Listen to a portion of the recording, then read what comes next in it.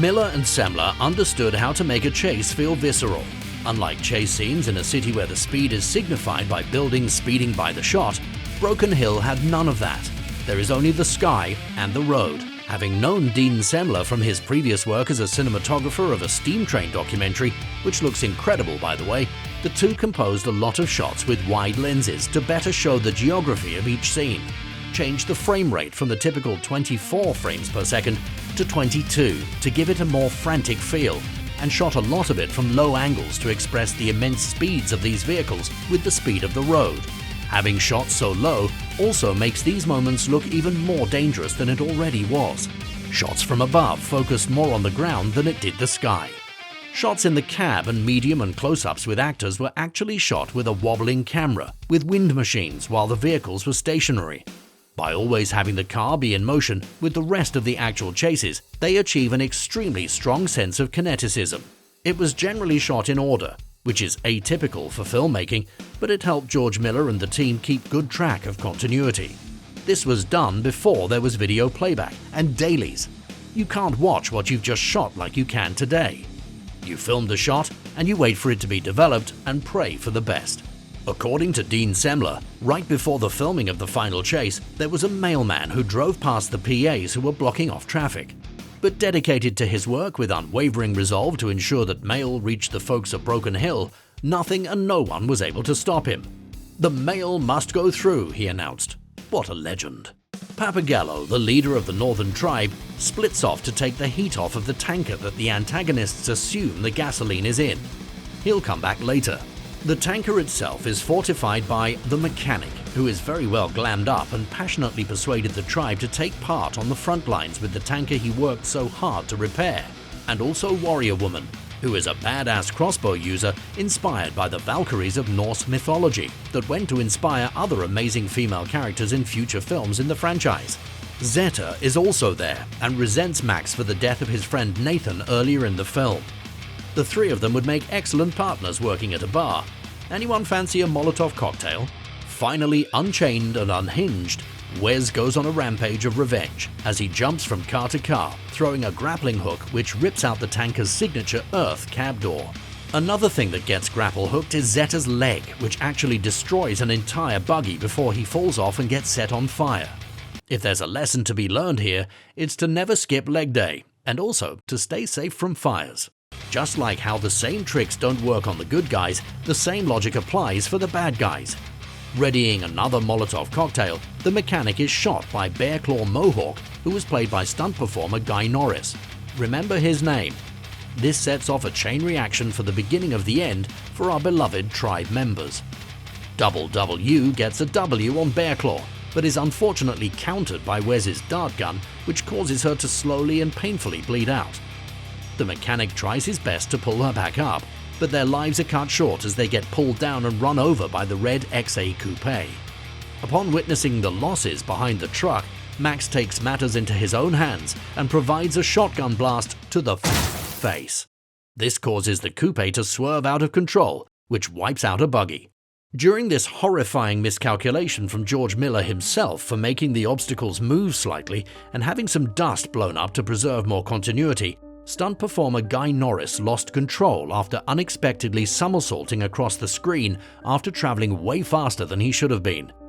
Due to the speed, the minor changes to the plan, and the lack of visibility, he broke the pin in his femur by clipping the buggy. His femur had already been previously broken, a horrific occurrence on set, but one that we can take notes from. Being Miller's go-to guy and a man with a champion spirit, Norris continued his scenes as the Bear Claw Mohawk, shooting mostly his upper body while his leg rested on some boxes off-camera. He and Miller continued to collaborate on future films like Furiosa and Fury Road, going out with a bang as a performer of the Interceptor crash as his swan song. Beautiful. Still pursuing the tanker, the coupe controlled by the person who still has his face intact gets totally wasted in this dramatic wipeout. After shooting a tire off, this really stupid blue-haired bloke takes his hand and just for some reason tries to touch the speeding tire of an 80,000-pound truck, which results in him and his bike getting sucked into the tanker's vortex of violence. Special effects team members Monty Feigoth, David Hardy, and Steve Courtley designed a complex rig of hooks, counterweights, explosives, cables, and a dummy attached to the bike that would release the bike, pull the cabling out of the shot, and make sure the bike didn't get entangled with the truck. It was shot 4 times until they got what they were looking for. A very smart stunt that sums up the life of a very dumb man. Now, with several marauders and wares on the tanker, things don't look great for Max and the feral boy. With his amazing reaction, Max quickly disposes of 2 bodies with a shotgun blast here and a shotgun blast there. But he's unable to reload in time to fight off Mr. Norris. While Wes is flailing about, Max stomps on the brakes, which sends him flying and smashing these unfortunate tribe hostages that were in front of Humongous's rig into the back of the tanker, exploding the 2 watermelons with wigs that were attached to 2 dummies. Juicy. The feral boy fights off Bearclaw with his bare hands. Papagallo returns to help, only to be executed by Humongous's trident. Contrary to Papagallo's words, it's not over yet. Before a dehydrated Humongous gets a chance to launch his last trident, GC swoops in to save the day. Looks like he really needed a cocktail, but this in turn eliminates our beloved pilot from the rest of the chase. But don't worry about him too much, he's fine, I think. Not much is really known about this stunt, but the gyrocopter, which was originally piloted by Jerry Goodwin, was mostly destroyed, donated to the Mad Max 2 museum, and then painstakingly restored. Check out this moment here. A shot like this was very lucky. While on set, they had to just keep shooting or else they would lose light. The position of the sun was very inconsistent because of this, and in the end, lighting continuity didn't really matter too much when it leads to a golden hour shot like this amidst the dusty carnage. Sometimes things just work out for the best. While the feral kid retrieves the bullets for Max, Wes suddenly appears in front of the truck. While shooting this moment, Emile mentioned he was having too much fun on set and couldn't stop laughing. So Vernon took a sponge of fake blood and splattered it on Emile's arm, which resulted in this genuine reaction. Now, with Wes in front and Humongous forgetting that he had 1 bullet left, just careens into everything, offing himself and Wes in the process. This doesn't really make any sense, but hey, at least it looks awesome. Let's talk about Dennis Williams. He was responsible for delivering the Mack trucks to the set and also for performing this epic collision with the Humongous machine and the death-defying rollover in the finale. To obliterate the Humongous machine, the parts of it were very loosely welded together to ensure that it would scatter easily upon impact. The windscreens and glass were all removed on the truck and replaced with steel mesh to prevent shrapnel from penetrating the cabin and injuring Mr. Williams. He also wore a safety helmet. He went as fast as he could, and the crash went perfectly. Watching all that metal splash across the sky and the road is like watching a beautiful painting come to life. Its violence and art coalesce in an awesome demolition symphony. A severed brake line prevented the truck from further filming, and so the debris was left on the road and the truck was repaired overnight. Kudos to the mechanics who had to work with the pressure and crunch. At the time, none of the stunt drivers had any experience rolling a truck except for Mr. Williams, who had in his real job, because he's a trucker. It was so dangerous that he was instructed to not eat anything 12 hours prior in case he needed to be rushed to the ER if something were to happen. It's a shame because they were serving bacon rolls that day. To have more control of the trailer, it was loaded with tons of sand. An empty trailer meant it would have been too light to behave properly.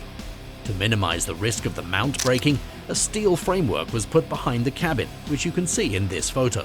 The rollover was so violent and the truck was so heavy, a tire ended up exploding on the dirt, adding to the force and impact of this moment. The safety crew were in a dune buggy, and a helicopter was nearby in case something were to happen, but luckily they weren't needed as things went perfectly. After the stunt was completed, Mr. Williams asked, "Can I have my bacon roll now?" To which the crew replied, "F***, mate, you just had a Big Mac roll." What a precious man. After filming had wrapped, Miller rang up Williams to come over to the studio to watch the rushes for the scene. Neither of them could believe their eyes. They've just caught one of the most frightening and spectacular things on camera, and this scene, along with all the violence preceding it, are now immortalized for the world to witness. Dennis Williams later went to the production offices to get his check, but because the stunt wasn't in the script, he received no money for risking his life. The only thing he got was a Mack Bulldog hood ornament that he took from the truck. He later worked on the sequel Beyond Thunderdome, driving the modified 1965 Mack HD train truck, which he also wasn't properly compensated for. What the hell? We can't stress enough how dangerous these stunts were and how awful it is for him to be treated this way. Because of him, who's just a generous, humble trucker with a heart of gold, we got an iconic, perfect ending to one of the most iconic films ever made. We hope this video gets you the recognition and respect you deserve, Mr. Williams. Cheers. 200 stunts, 80 custom vehicles, and a handful of local Broken Hill residents who did their own stunts were incorporated to put together this epic odyssey of vehicular mayhem and high-octane doomsday combat. To this day, Mad Max 2: The Road Warrior is considered one of the GOATs of cinema, even after the release of Fury Road, which most movie fans also consider a GOAT. Without George Miller, the late film producer and co-creator Byron Kennedy, co-writer Terry Hayes, costume designer Norma Morrisseau, and cinematographer Dean Semler, and its legendary stunt team, with guys like Guy Norris and the late Max Aspin, the real-life Mad Max, the landscape of action cinema, music, video games, fashion, and pop culture in general wouldn't be where it is today. This is why Mad Max 2 matters. If you like what you see here and want to see more, let us know in the comments what you think and what truck scenes you'd like us to examine next. Until next time, drive safely.